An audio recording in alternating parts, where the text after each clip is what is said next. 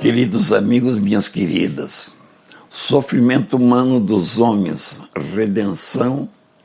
e transformação. Quaresma de 2023, março de 2023. Passaram os dias de festa do Natal, do primeiro do ano, e agora passaram também as festas de Carnaval, cujos ecos ainda ressoam na manhã de hoje, quarta-feira de cinzas. Estou a escrever, meus queridos, nesta manhã, pois ao invés de manter-me a ouvir esses ecos do Carnaval, preferi assistir na Catedral de Aparecida à imposição das cinzas do arrependimento na cabeça dos fiéis, lembrando o início do tempo litúrgico da Quaresma, em preparação à Semana Santa, à paixão e morte de Jesus e da Páscoa da Ressurreição, que vem a seguir, não se pode esquecer. Por todas essas razões, pelas cinzas depositadas, lembrando a fragilidade da vida, pelo convite a viver agora o tempo da Quaresma, que antecede as comemorações do drama da paixão, morte e ressurreição de Jesus, o Redentor, me parece a ocasião oportuna, aliás, muito oportuna, para lembrar e refletir sobre os dramas e os sofrimentos humanos. Caros amigos, queridas amigas, são essas reflexões e esses sentimentos que se somam nos sentimentos e nas consciências de tantas pessoas, as de boa vontade. Aquelas pessoas em quem os acenos ou os apelos das festas e dos prazeres das coisas, neste ano ainda novo de 2023, não apagaram o apelo em favor da participação e da solidariedade,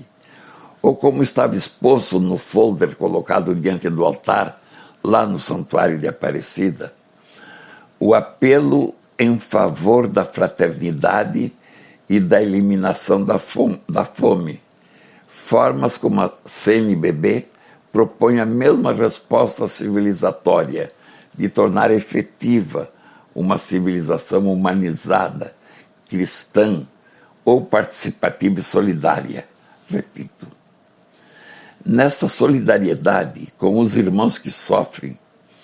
e na participação de todos os que sofrem no sofrimento redentor da humanidade. Lembro as vítimas dos terremotos da Turquia e da Síria, a natureza ou a Mãe Terra em movimento, esses movimentos que os sábios e os cientistas, embora escrutinem os espaços e concentrem a ciência e a tecnologia que transformam o mundo, não foram capazes de prever. Lembro os que sofrem nas enchentes, nos deslizamentos e na morte que enlutou o povo do litoral de São Paulo, o estado mais rico do Brasil, cuja riqueza, no entanto, pela cegueira ou a incúria dos que governam cegos para as ameaças dos eventos da natureza, que podem e que vão atingir sempre e sobretudo os que vivem nos pés dos morros, onde desabam e nas periferias esquecidas das cidades. Lembro em nosso rico país ainda a tragédia da fome, que apesar dos boca-rota que apregoam terem tirado o país do mapa e da fome, na verdade apenas condicionaram milhões de brasileiros a sobreviver das esmolas, de nomes sonoros, bolsa disto ou daquilo, esmolas ao invés de dar-lhes condições aos mais simples, aos mais abandonados, de prover sua própria vida e de suas famílias e participar dos bens da riqueza do país, esmolas distribuídas para as legiões de excluídos que lhes garantem o apoio em troca de seus direitos básicos ou de sua dignidade. Meus amigos, queridas amigas, quando vejo a tragédia o sofrimento de tantas em nosso país, dividido por interesses de toda ordem, de tantos ocupantes dos três poderes da República e dos Estados, que ao invés de servir a sociedade, especialmente aos que sofrem, os excluídos de tudo, se locupletam nas mordomias dos salários exorbitantes, aprofundando as desigualdades, sem nem estar aí, e se servem do dinheiro público, em primeiro lugar, para satisfazer a si próprios e gozar das benesses do poder. Não me detenho nesse momento a falar da crueldade do mundo, dos milhões de imigrantes que fogem da miséria, da perseguição, da fome, da morte, e de todas as coisas primitivas e desumanas do mundo que ainda se cometem, e me refiro como exemplo gritante à guerra ou à invasão bárbara dos lares e à morte dos inocentes da guerra da Ucrânia, que a ambição e a sede do poder do último dos ditadores que ressuscitam Hitler ou Stalin e tantos outros, os que sonharam dominar o mundo, Putin, o último dos czares, espero, ou isso espera o mundo do povo russo. Mas antes de concluir, quero propor, em nome da fraternidade ou da solidariedade, que estejamos atentos à outra face da sociedade, de um modo muito mais essencial. Quero pedir que vejam e reflitam,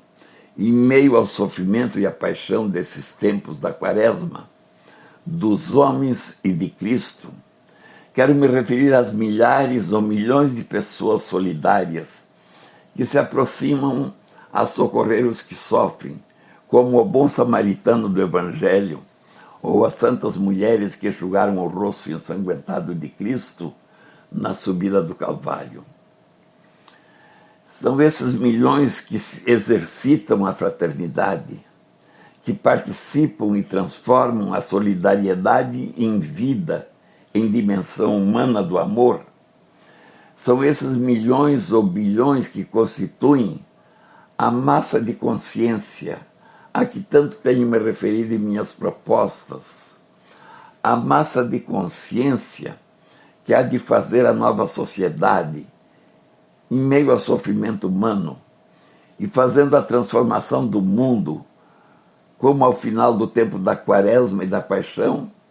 as celebrações litúrgicas fazem reviver a ressurreição de Cristo. É preciso tomar consciência da massa de consciência e de sua força.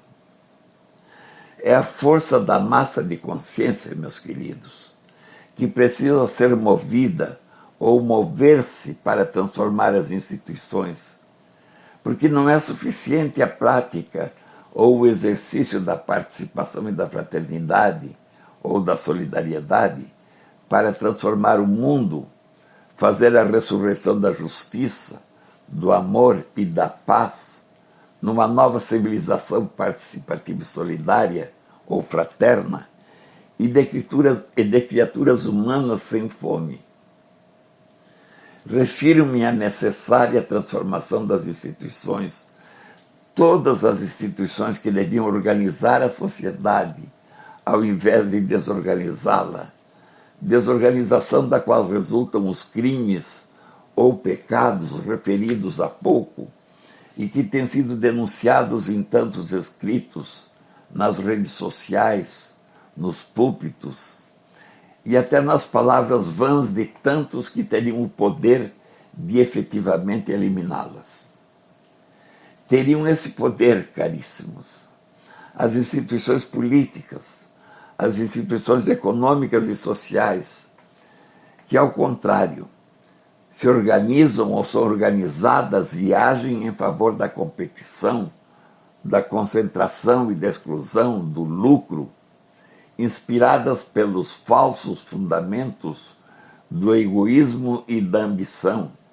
da destruição dos compromissos éticos e dos valores fundamentais que viabilizam a organização da sociedade humana e humanizada, de acordo com a natureza e a dignidade essencial do ser humano e das circunstâncias nas quais ele vive. Sem dúvida, é necessário levar fraternidade, ou solidariedade e participação a essa massa de consciência, às pessoas, para eliminar a fome ou os pecados e crimes denunciados. Mas não se porá fim à miséria, à fome, à exclusão e aos pecados ou crimes que os causa, enquanto as instituições políticas, quero dizer, a organização e o funcionamento do Estado e dos governos,